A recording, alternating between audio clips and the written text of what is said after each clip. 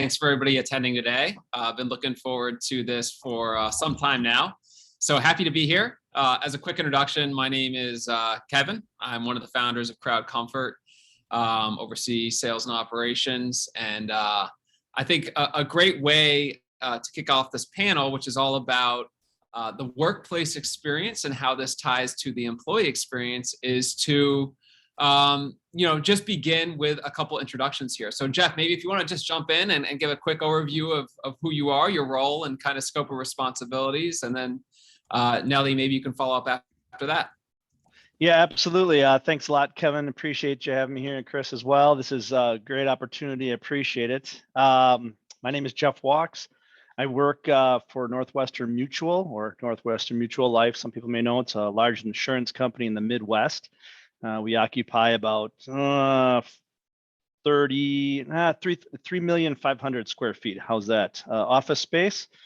My role is Assistant Director of Facilities. I oversee all the mechanical, electrical, and plumbing amongst a couple of direct reports, but also have quite a bit of influence when it comes to the other aspect of it, the soft side of it, right?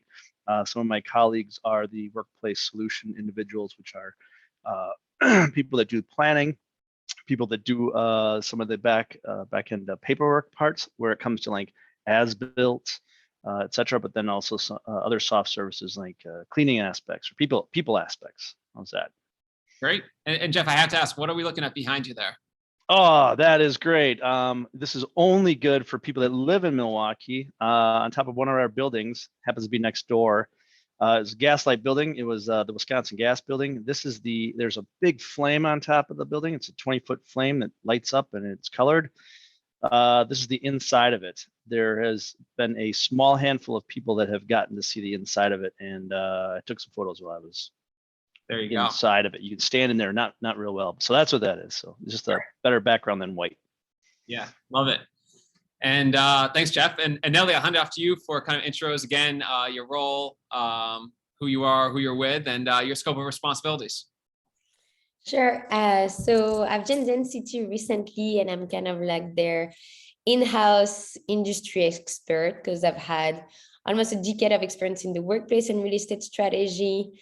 I found myself very lucky that I've been recognized as an influencer this last year, an influencer in the remote of work design. So designing the new workplace experience, designing for remote work, and designing this new experience of work that people are hoping for post-pandemic. And so at Density, I oversee a lot of things, but I'm closely in touch with our customers who are designing their future of work plans and trying to help them find the value in the data that they collect to influence their strategy, their design, and the experience they plan ahead. So that's a little shortcut into what I do today. Excellent. Well, thank you, Nellie. And I think we have two unique perspectives here on this panel today. Nellie, obviously you from the technology and workplace experience side. I think would love to hear more about your experiences or going through this, just through your exposure with clients and prospects, kind of some of the things that you're seeing in the market. And I do have some questions queued up here that I'll get to in a moment. And then Jeff, on the other end of the spectrum, kind of from the end user perspective, what are the things that, your C-suite is asking for or looking for, your employees, what are their top priorities when it comes to returning to the workplace? So again, I've been looking forward to this for some time here. So with that, we can kind of jump right in. And again, just for those who are joining, this session is really all about how the workplace experience post-pandemic ties to kind of the future of that employee experience. So questions, I have on top of my end or my head are, how do you drive collaboration, community, and retention in this post-pandemic world, where for the large part, folks have been working remotely, right? So people are looking at this a lot differently now. So I think, first question I'd like to start with, I might throw your way, Jeff, is really, how has the kind of pandemic impacted the way that you and your team think about the workplace experience? Hasn't impacted us at all. It has completely impacted us, right? So we look at it anywhere from the amount of square feet that you take up, right? And what that looks like with people coming back. So in my part of the world, I oversee a lot of essential workers. We've always been here. We haven't left. And so when we're trying to provide for our clients internal, a lot of them, or a real heavy percent, were remote. Some were hired. Some people were actually hired during the pandemic. They may have even left a job and started a new job. So we have people that have never been on our campuses. We have two large campuses in the Milwaukee, Wisconsin area. And then we also have some square feet in the Manhattan area. And it's been difficult to try to explain our culture to people that have never been here. And then even the relationships, not that I'm telling anybody anything new, via a digital platform, it's not necessarily to actually shake hands, or eye contact isn't the same. It's just different. So as we're looking at that, our challenges are, at least my team, is how to help support our other internal clients here too, right? So the workplace solutions piece, people trackers, where people sit, how they move around. We have internal restaurants. Just the sheer numbers of people that would be on campus at any given time has a dollar amount stuck to it. Hardcore. Not that we're nickel diming anything, but how do you plan for food? How do you plan for parking? How do you plan for desk space, hoteling desk space? How many people per week? So our executive leadership is dealing with that now, and we have to look at that with our industry partners, right? We're a large, Fortune 100 firm. So in Milwaukee, there's a lot of organizations that look to us as well for guidance, as much as we're looking for guidance from our partners too. So it has affected how we make those changes moving forward, and how we're going to look at that. And we're still in the baking process. We don't have it figured out. I don't think anybody has it figured out, to be honest with you. We're just trying to keep and not that it hasn't existed from day one of this. It's about the employee safety. Yeah, hands down. And that's how we're still looking at it. That is the common denominator that flows throughout every decision that we're making. So, when we think about, certain products or how it feels to be here. Yeah. No, absolutely. I mean, safety, I hear it across the board as a top priority. And what I'm hearing from your answer there, and what I speak to sometimes is, the complexity in the workplace has never been higher than it is right now. The stakes have never been higher when you think about people coming back after this time off. Or to your great point, there's a lot of folks now who've been with a company for over a year and never once stepped foot in that workplace to have that physical interaction. So some really interesting points there. So Nellie, again, just to reiterate the question again, pre-pandemic, we thought about, the workplace experience. To me, at least, it was all about, okay, what does the food look like? Is there free coffee? Some of the little perks like that. How has that changed now when you think about this post-pandemic hybrid world? Would love to get your thoughts there. Yeah, sure.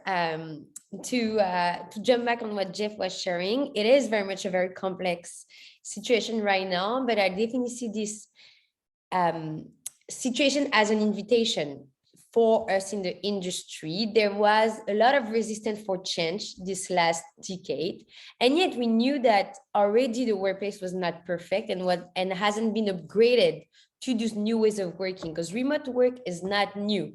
At least in the tech world, we've had remote workers for the past 6 years, and no one was designing for them.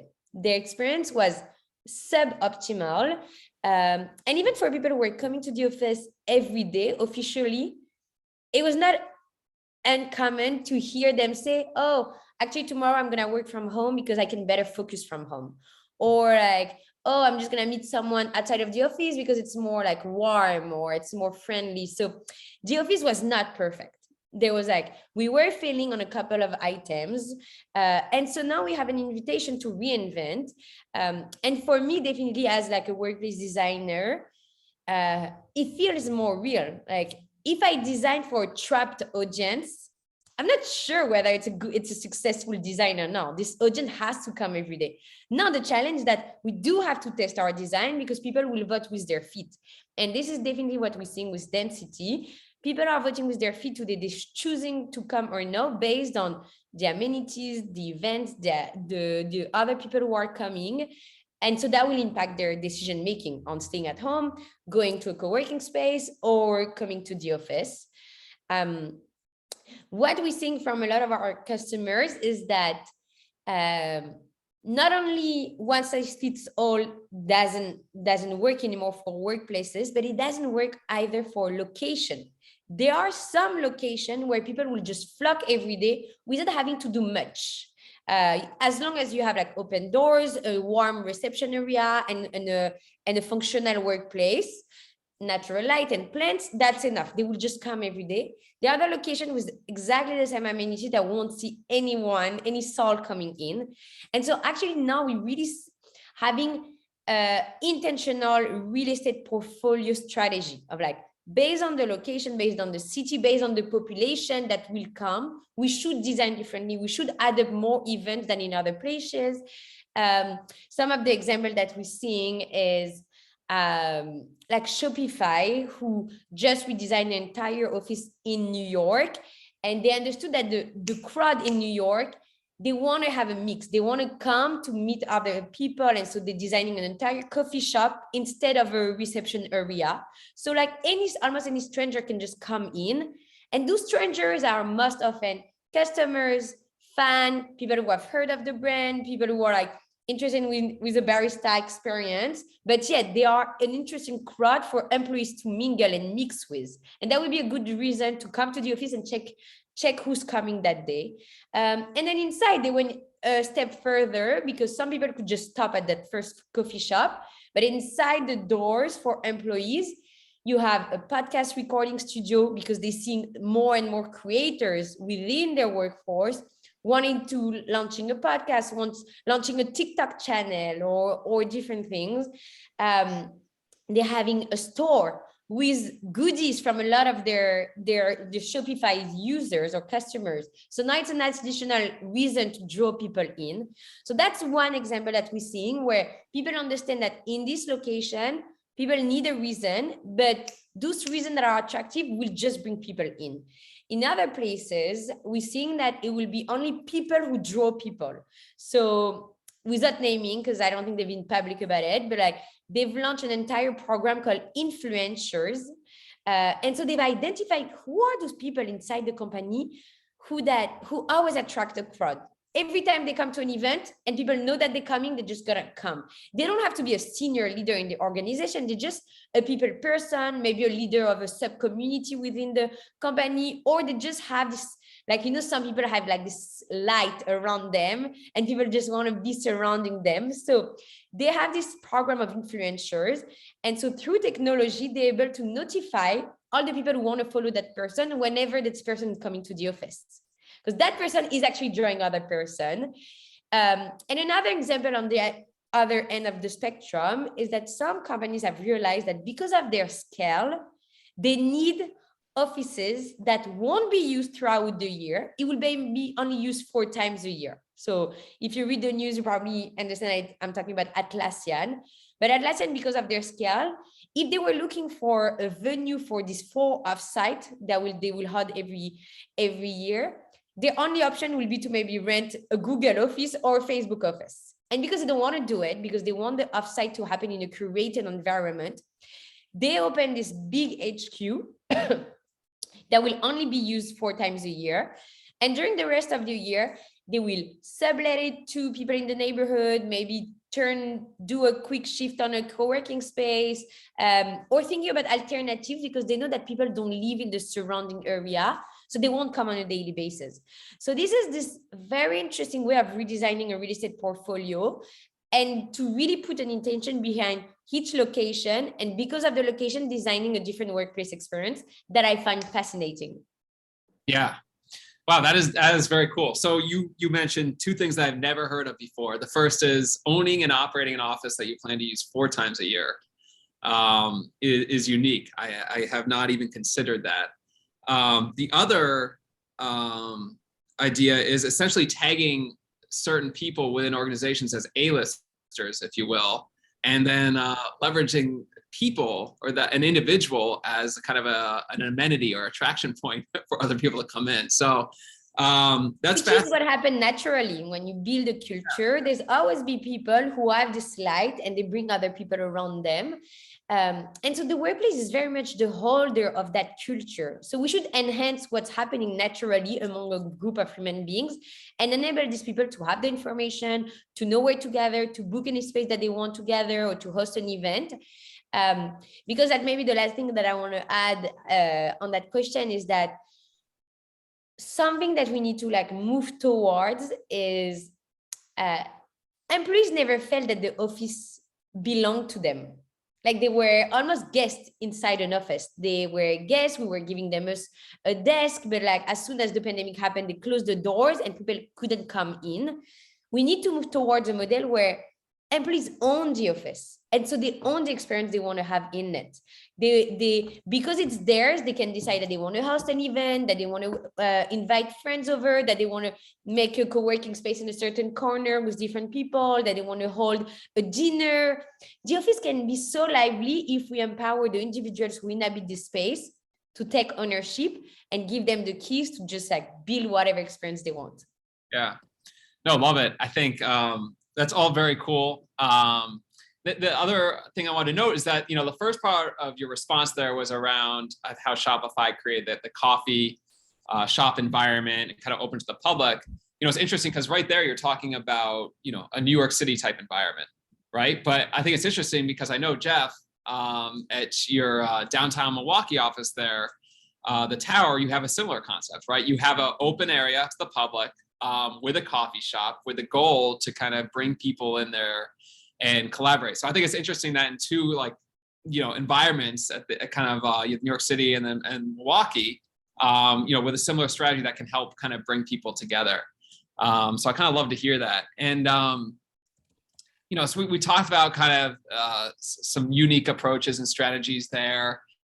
I think that the common thread is coffee and public spaces, bringing people together. Jeff, coming back to you here. So, thinking about your strategy there in Milwaukee and 2022 and beyond, you prioritize safety, you mentioned obviously, but what are the other things that are up there that you can leverage or tools you could have? Like, what are the top 3 things that employees are coming back to the workplace for? So the great question, and I'm sure that's everybody's question too, right? So Northwestern Mutual, my opinion, of course, we have a very unique culture. And it's almost like when if you knew somebody outside, you ran into somebody from work outside of here and you knew they worked at Northwestern Mutual, there's this instant bond, right? And I think a lot of companies have that, or there's a trust factor. A lot of our folks love to collaborate. The space we built in downtown Milwaukee, it's only about 5 years old, was based on collaboration. So we might have been a little bit ahead of the curve. So not that we planned for what happened, but you had the coffee shop and you had the fireplace, you had all these areas where you could collaborate, and that gets taken away. So now you're at this digital piece here. And I think is what we're seeing is the people that have come back or have opted in, they want to be here, right? They want to have that collaboration. They can have their coffee. They can hug and, oh my, I missed you, da da da da. And it's just not the same. But that whole collaboration area, or the space that we built, 1 million+ square feet, has all nice fine finishes, right? It had all the sitting areas, the welcoming areas, so that you could do this. And Nellie had a great point, which is you own the spot. Give them that opportunity to own those places and say, hey, I want to do this. I want to gather with my team. I want to gather with a vendor. I want to gather with a friend if they had a public space, and collaborate that way. And so we've tried to do that. We've done a few things internally for our folks that have opted back in. And it is different for campus. Our New York floors, totally different because it's that, and that's brand new. Boy, that opened last year. I mean, I think we did the entire construction through COVID. So a lot of people, they might even be reporting to the old building for all we know. And they think that that's where they're going to go back to. They haven't even seen this except for photos, maybe a little movie clip. But again, it's all centered around that. What have we placed inside of there? And we tried to make it super collaborative, super nice touches, nice places to be, comfortable, warm places, a lot like your home. And that's not anything new, right? We've been trying to do that for decades. How does it make this place feel more at home? So bringing the people back. And I think the people that aren't necessarily coming back right away, it's not because they don't want to be here. I think there's a convenience with the remote piece that, as Nellie said, that's never been anything crazy new. This is definitely an opportunity where there's an open door to say, hey, how do we make that work better? How do you loop things in? We've transitioned and are transitioning. It's going to take a year. All of our office spaces are, I shouldn't say that, conference rooms to Zoom rooms. So they're a little more integrated. So as you're talking in a Zoom room, the camera focuses right on you. It doesn't focus on the whole room necessarily. So the people online, they're going, well, I can kind of barely see the room. I can barely see the people in there. Or you don't have to have your computer on and be in the room so that your computer's sitting like this and you're talking to a group. That's impersonal. So how do you, I think we're always trying to make the feel as best as you can. So this is an opportunity that we may not have figured out. And the technology piece is there. Maybe there's more forgiveness too in some of the technology, right? It's like, it's okay if you get cut off. Hey, can you repeat that, please? You were robotized. So I think you're touching upon an interesting thread there, that you both talked about the environments that can bring people back, right? That people get excited to be part of. And then Jeff, you mentioned one technology, the kind of Zoom rooms that you're building. But what are some other kind of you both kind of also touched upon collaboration as a key of why people would want to be in the office. And I think there's a question I see here that kind of ties back to this. But yes, that attraction is there, but what kind of technology or products or tools can be leveraged to enable people to facilitate that collaboration? Because I want to make sure that if I'm going in, that my teammates are going to be there, or I'm going to have access to the right rooms or spaces. So like, what are some of the things that you're seeing organizations, whether it's Northwestern Mutual or other, Nellie, maybe we'll start with you on this one, that you're seeing to help enable people to come back to these spaces and get back there, as opposed to being mandated. You kind of want to help guide folks back there in a more constructive way. So Nellie, maybe we'd love to get your thoughts there. Yeah, sure.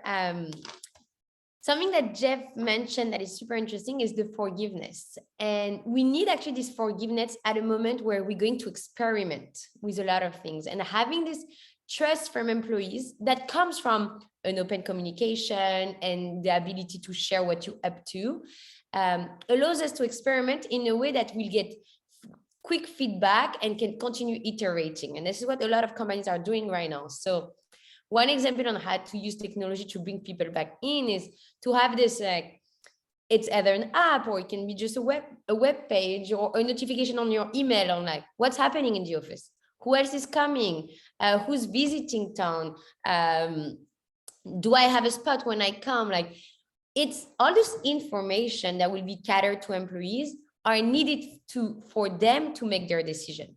Because as we move toward a model where employees have a flexibility, having no transparency on what's happening in the office and whether you'll have a desk or a seat, or if there's even lunch tomorrow, like won't allow you to really own that flexibility.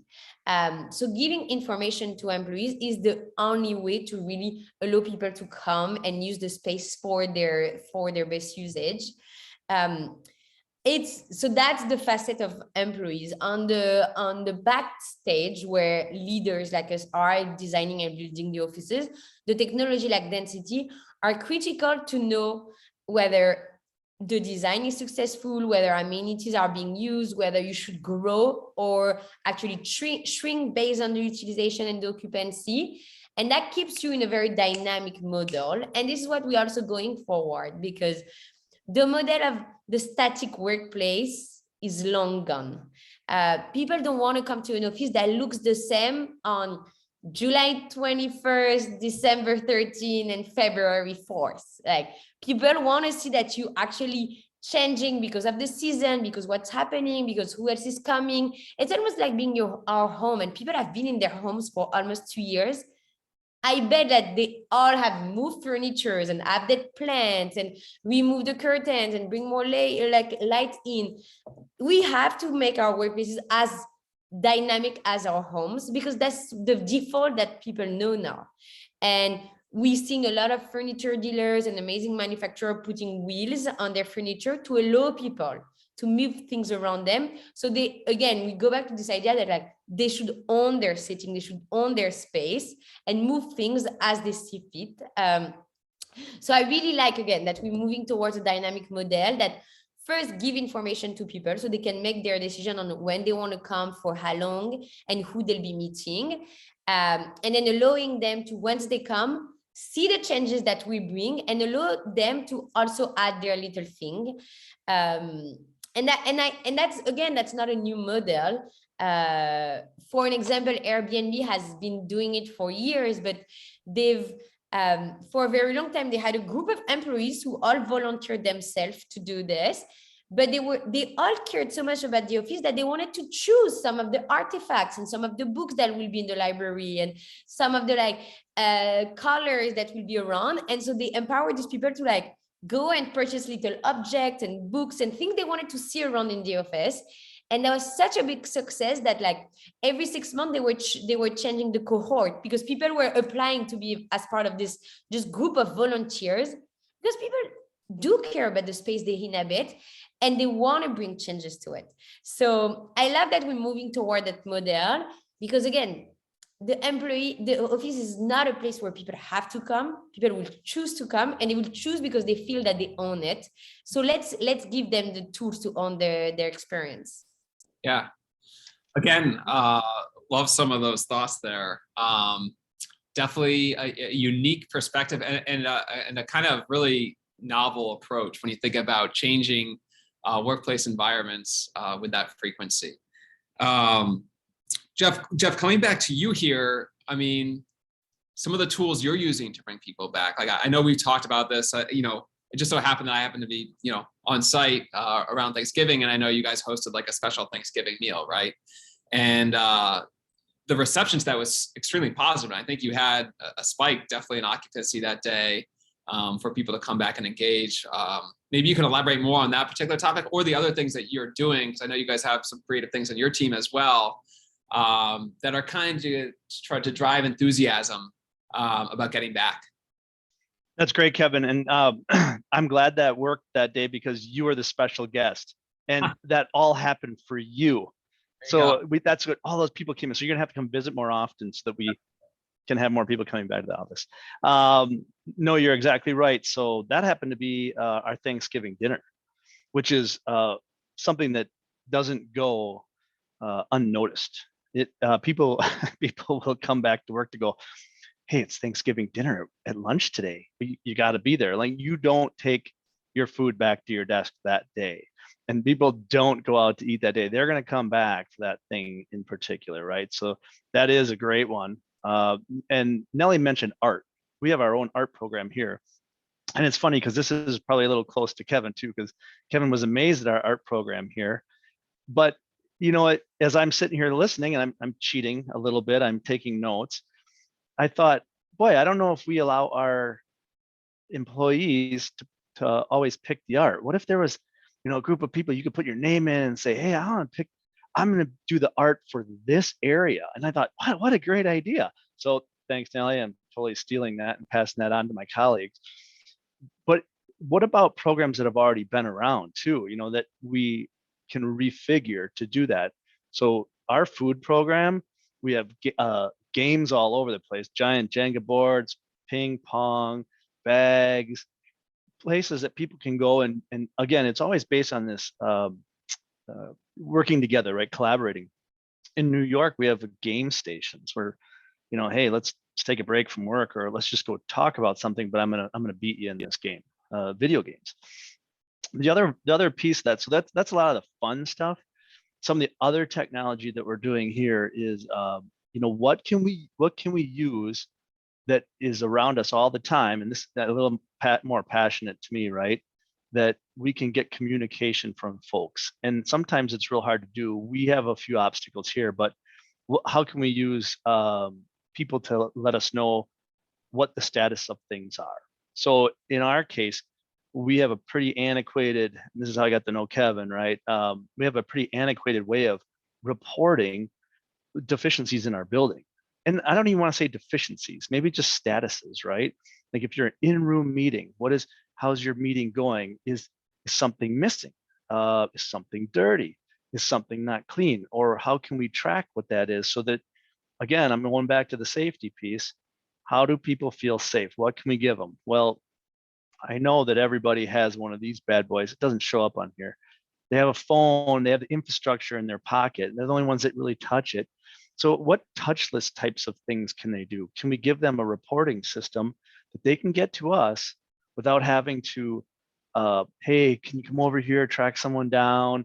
What's that modern technology that's fast, accurate, and easy to use, right? And so there's a ton of them out there, but there's some that, work at our speed. CrowdComfort, in this case, we thought that was great because, we're not going to build out the infrastructure, okay? Because we're an insurance company.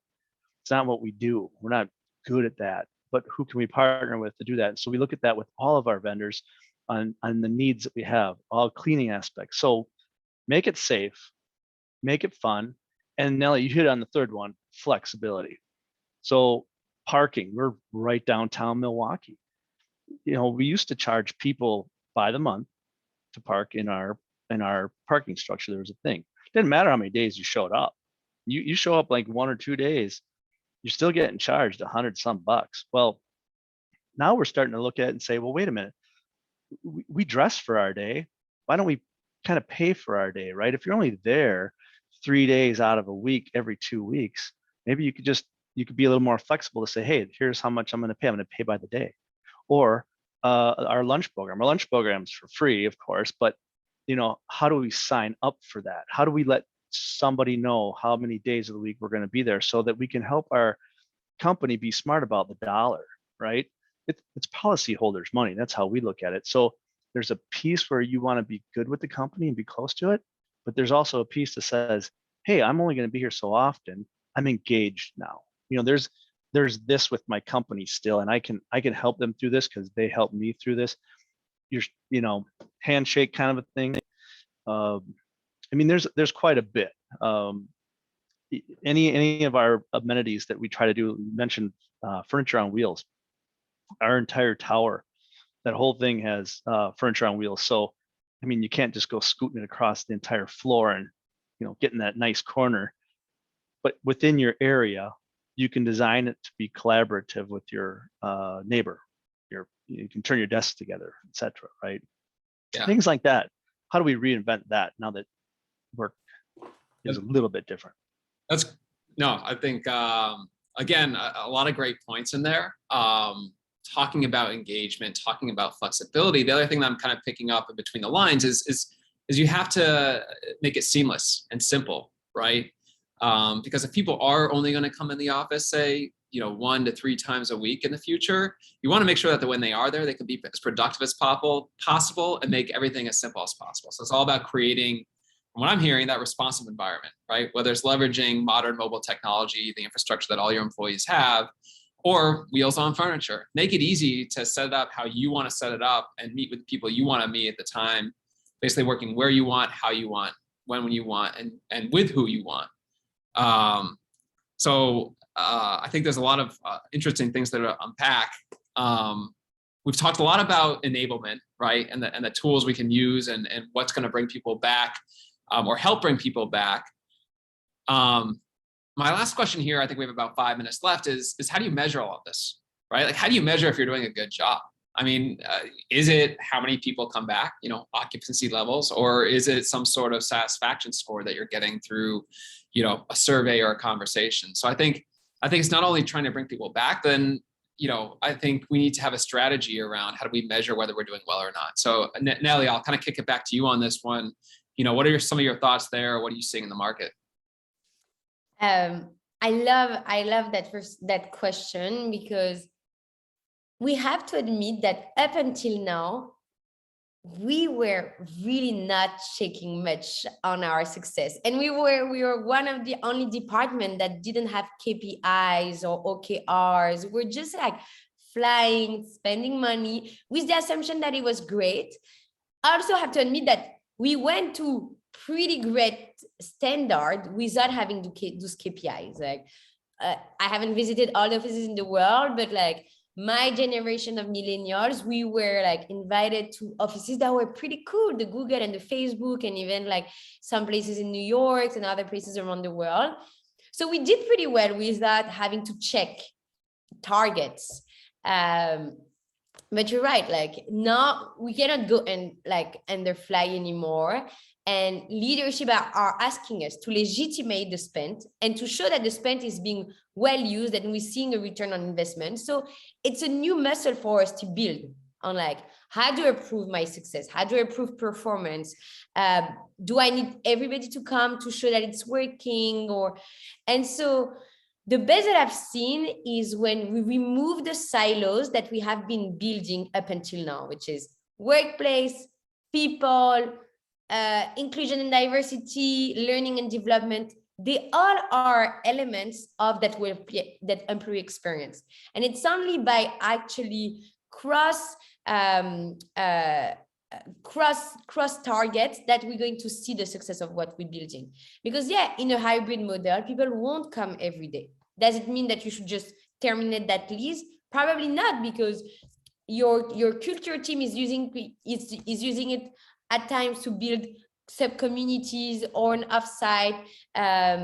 People use it to do their onboarding, for instance. So just looking at utilization every day won't really give you the real picture. We have to cross it with employees' feedback, with different teams who are using the space, different teams who are building culture. Because at the end of the day, we have to remind ourselves that walls don't build culture. Walls can only be a translation of a culture. So we need to build an amazing culture, and then the office will translate that amazing culture. An amazing office with a culture that sucks will never work. And so we are now workplace people. We are invested with the people team in making an amazing remote experience if we ever want to be given the legitimacy to build amazing offices, because we're a translation, a reflect of what they're building. Love it. Very cool stuff, Jeff. We have a couple more minutes here. How do you measure success? Or, I'm sure it will rapidly evolve, but how are you planning to measure success? So a lot of it, so we're a pretty transparent organization. Our executive leadership team, they're involved with the HR side, and part of what I do falls under HR. It's people, right? We deal with all the people. You could unplug us and go plug us in somewhere else. HR and facilities, they're everywhere. Google has them, right? Everybody has people. Everybody wants to be fed safe, warm, cold, whatever. So our executive leadership team we do a lot of surveying. So sometimes that's good, right? Sometimes it's bad, but and it's very open. And there's been some feedback that probably hasn't been real good to listen to going up the chain, but our executive leadership listens to that. They may have some comments about it, but so we do a lot of the polling of our internal teams.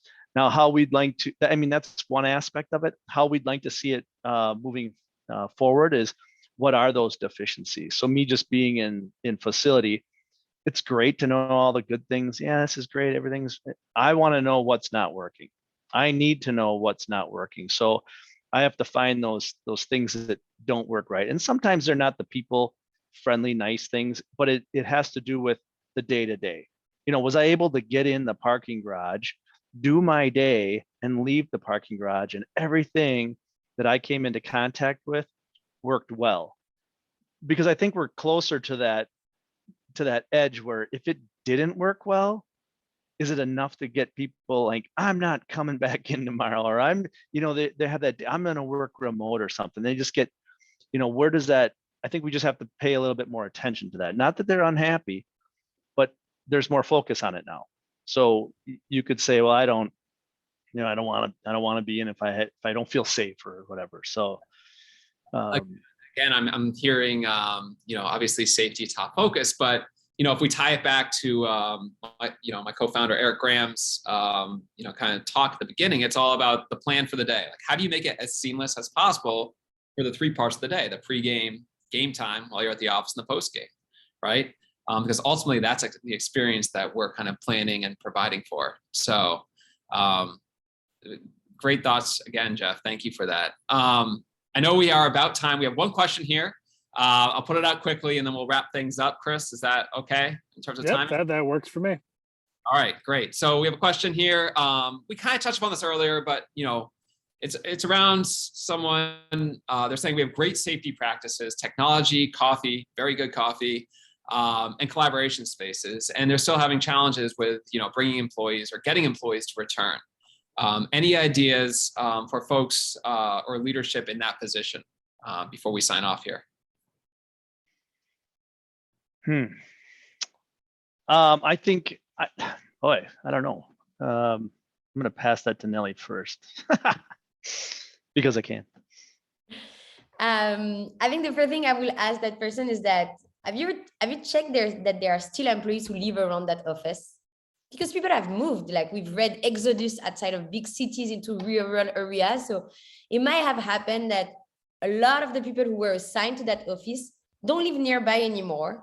And so obviously they won't visit the office, even though you make the best amenities. So the first thing that is happening right now in a lot of companies, that instead of placing offices based on their strategy, they have to follow their people and have triggers or threshold. Every time we have a population that could get to that certain threshold, we know that they will use a common space that is the office.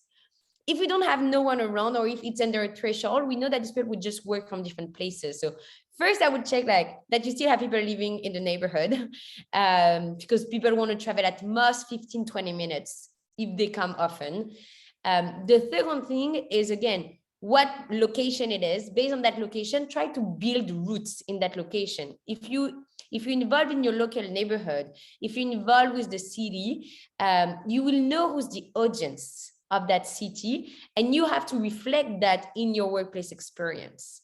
Your office, again, it shouldn't look the same on July 21st and November 15th. It shouldn't look the same in Denmark, Copenhagen, or Melbourne, Australia.